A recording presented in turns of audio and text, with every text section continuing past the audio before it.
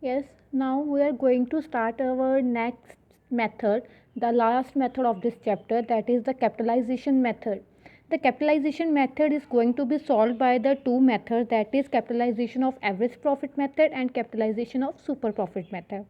But firstly, we are going to start here with the average profit method, as how to calculate the capitalized value of the business, how to calculate the value of the goodwill by the capitalization of the average profit method. So here are the steps. The step 1 is you have to calculate the average profit, and it is, I think it is very normal and it is very easy for you now to calculate it. The second step is calculate the capitalized value of the firm. How it is to be calculated? It is calculated by the average profits into 100 over the normal rate. As you already know that normal rate will always be given in your question, so you have to multiply it with the 100 and divide it by the normal rate of return. Then step third is you have to determine the value of the net assets. Net assets are total assets minus outside liabilities, or you can follow the capital employed method as the asset approach. Now for with this method also you are able to calculate the value of the net assets. And the last step is the value of the goodwill.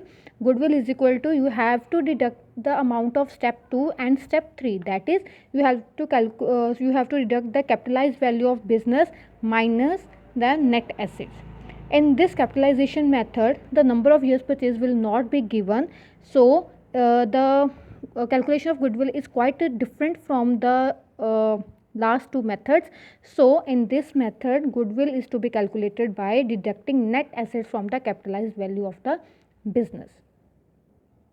So here is the question: a firm earned rupees 60,000 as profit. The firm earned 60,000 as profit, means 60,000 are its average profits. The normal rate of return is 10%. Assets of the firm is 7,20,000 excluding goodwill. You are already known that goodwill will not be included in the value of the assets, and whenever you calculate the capital employed or net assets, so the goodwill amount is already excluded from it. And the liabilities are 2,40,000. Find the value of the goodwill by capitalization average profit method. Clear? So the first step was in this method is to calculate the average profit. As in this question, average profits are already given, that is rupees 60,000. Clear? Now the next step was to calculate the capitalized value of business, and the formula was average profits into 100 over normal rate. Average profits are 60,000 multiplied by 100 over normal rate is 10%, so divide it by 10, and your capitalized value of the business is 6 lakh rupees. Clear? Next, third step is to find the value of the net assets. Net assets is equal to assets minus liabilities.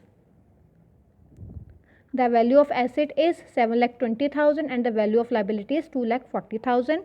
So deducted 7,20,000 minus 2,40,000. The value of net assets is 4,80,000. And the last step is the value of goodwill, and the value of goodwill will be capitalized value of the business minus net assets. So 6 lakh minus rupees 4,80,000. So the value of goodwill is 1,20,000. Clear? So in this method, whenever you are going to calculate the capitalization method by using the average profit method, so firstly you have to calculate the average profits, then the capitalized value of the business, then net assets, and lastly the value of goodwill will be capitalized value of the business minus the net assets, and you will find the answer of the goodwill. Clear?